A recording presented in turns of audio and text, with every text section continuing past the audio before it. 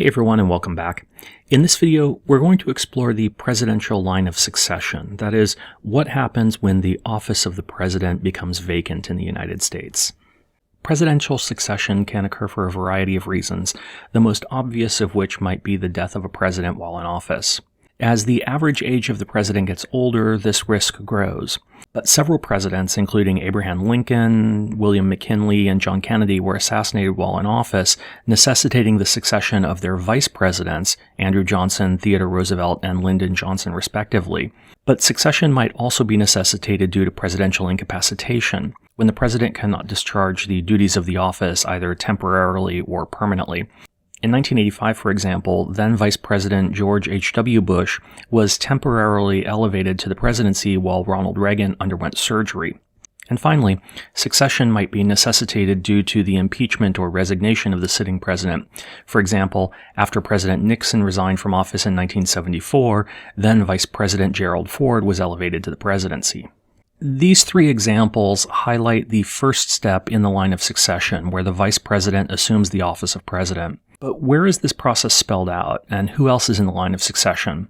The Constitution originally provided vague guidance on presidential succession, stating in Article 2, Section 1, Clause 6, that in case of the removal of the president from office, or of his death, resignation, or inability to discharge the powers and duties of the said office, the same shall devolve on the vice president, and then the Congress may by law provide for a case of removal, death, resignation, or inability of both the president and vice president, declaring that officer shall then act as president, and such officer shall act accordingly until disability be removed or a president shall be elected.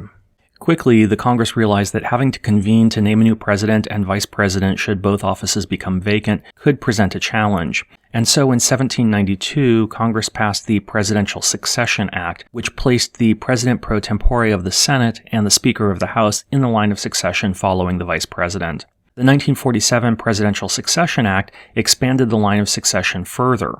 Under that act, the vice president is first in line of succession should the president be removed, resign, die, or become incapacitated.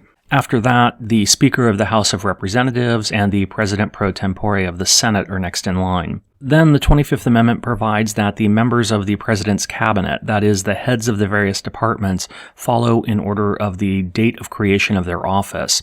Thus, the Secretary of State is next, followed by the Secretary of Treasury and the Secretary of Defense, flowing all the way down to the Secretary of Homeland Security, who is 18th and last in line of presidential succession.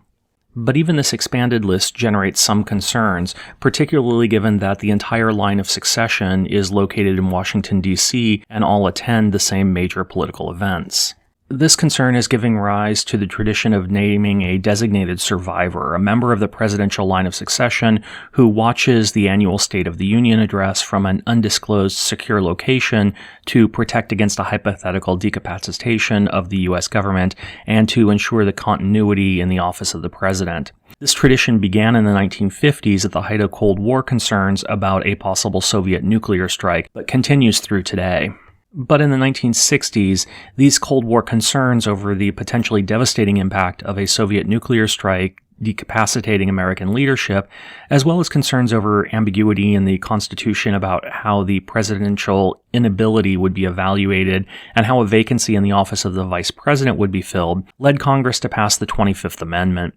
The 25th Amendment has four parts. Section 1 codifies the historical practice under which the vice president automatically and immediately becomes president if the president is removed from office, resigns, dies, or is incapacitated.